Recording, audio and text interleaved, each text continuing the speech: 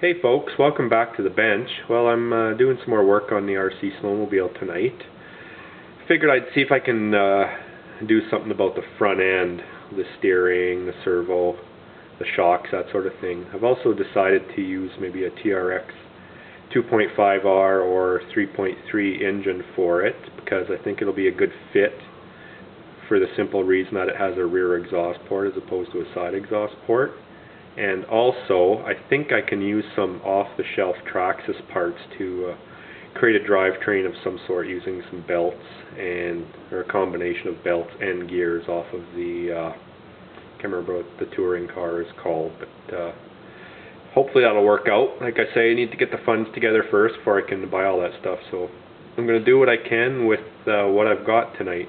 See if I can figure out how this is all going to go together. Alright, so as I showed you in the previous video, here's what I'm working with. For the steering, I think what I'm going to do is I'm going to chop all this out, and then hopefully a standard size servo will fit in there with a servo saver. Get it to come back far enough. I'll have to figure out some mounts. Maybe I can use some existing plastic in here, but doubtful. I get the servo saver or the servo laying down, servo horn or saver, and then the rods will just come out and hook on to the skis. Hopefully that'll hold up strength-wise. I don't know, it looks a little bit weak. I'll have to be careful, but I'll look through my junk and see what I've got for lengths. I may have to make some rods. I don't know what I'll make them out of. I probably have some all thread here or something, but I'll figure that out. Other thing I want to do is do something for the front shocks. Get rid of these friction shocks and find something different. Now they're kind of short, so a lot of the shocks I have I don't think will work, but I'm pretty sure I have something that will work. Let me get you off the tripod and actually I don't even have to get you off the tripod, I'll show you here. It's going to take some parts robbing, but I got enough touring cars up there, the T2 and a couple old HPI cars, and I'm thinking that the shocks off of one of those will work perfectly as far as length goes. Now, I can't remember, I may have some shocks in my pile of parts, but I'm not sure. I'll have to dig through it and see, and also have to dig through and see what I've got for rod and rod ends as well. I think these have to go.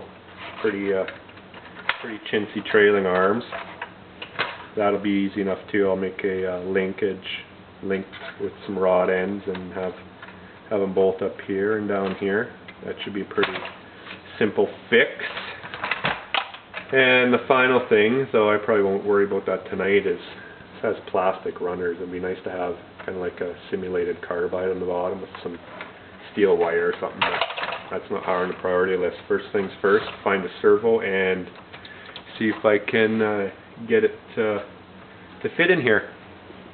Well folks, I've torn into it a little bit more and I'm starting to question whether I should even bother continuing with this particular project. I'll show you why. First things first, I cut all this out, took the front suspension out, and there was very little left for these mounts to hold on to because the screws just came through the bottom and into this plastic, and I cut the studs away, so that's why I glued this in, so it'd have a little more meat. I could probably put a countersink screw going down through this and a nut on the bottom side of this shock tower. But I'm just concerned that this gearbox isn't going to hold up. I don't know if it's worth wasting any money on a nitro engine for this, because I just got a feeling it's not going to hold up. And also, I'm trying to figure this one out, why engineers would do this. It's got a fake upper lower arm, but they both pivot. So, which is fine, it's a cheap toy, what do you expect? But the upper arm is separate from the lower. Even though they pivot together, they're separate pieces and they're not even joined here. So what's the point? I don't understand. Why not just mold that all as one piece? Don't quite get it, but In any case, I've glued this in. It's going to take a while to dry because I didn't use CA, but I used model cement so it gets a better bond. And I took this old servo. It's an old JR servo. And I just threw a servo horn on here because I don't have a servo saver at the moment, and I'm going to need a servo saver just so I get the double holes on each side. And it fits, but doesn't fit good enough for to have mounting ears on, and I cut them both off. So probably what I would end up doing is just shoe going it in or in some way so it would hold up. Maybe put a plate across the top here to hold it in as well. Lines up pretty good. We go out the holes to the steering arms here. Now I was looking through my stuff. I had some all thread, but I'm not going to waste it on this. And it's bent anyway. And then I thought, well, I've got these links, a couple of these axial links. Find a different one here. I've got several of these. But here, just hold on. Let me get you on the tripod so I can use both hands. And I'll show you here. Alright, so I've got these links. And I'll stuff the suspension back under here. Come on. Like so. The length, it's going to be hard for you to see, is probably not going to be long enough. This side would be alright. This side wouldn't be. So, my thought was, I've got some of this solid bar. I'll make my own length, easy enough to do. You may have seen it on some of the other websites where you can get little adapters you put over the end of this rod, and it allows you to drill it with your drill bit, and then you can thread in rod or thread in stuff. But what I've got, I don't know if I have any long ones left here. These ones aren't too bad. I've got some 3mm set screws.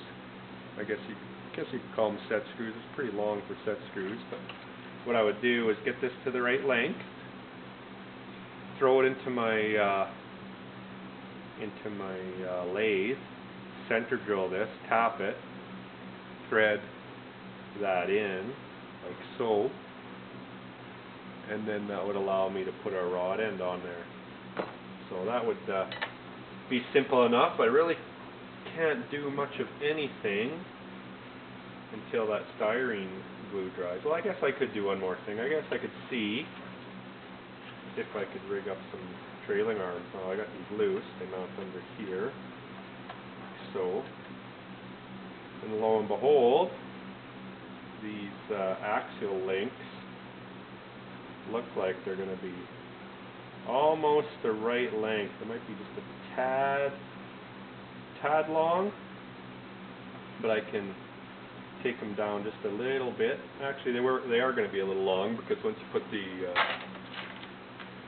links ball ends on, you're gaining that much.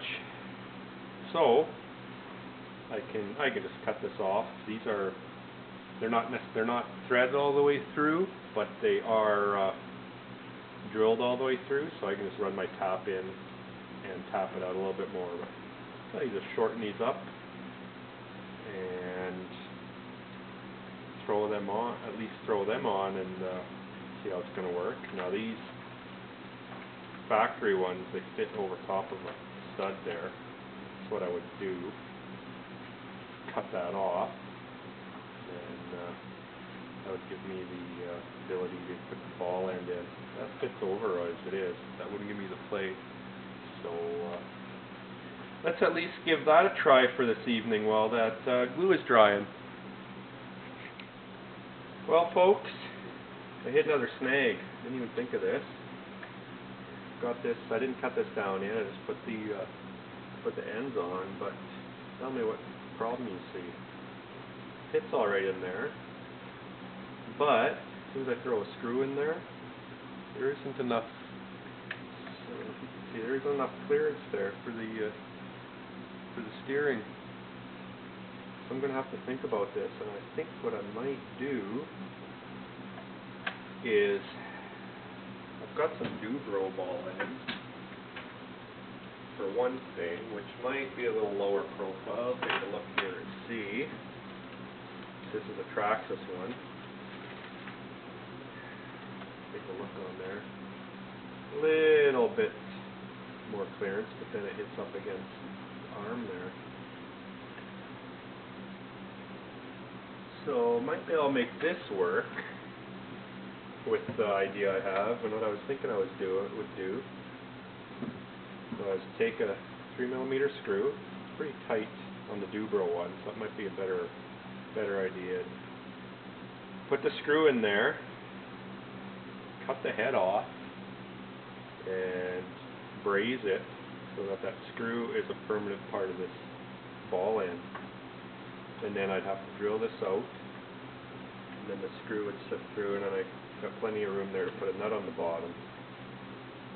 You know, I think that would work out alright, so maybe I'll give that a try and see how she goes.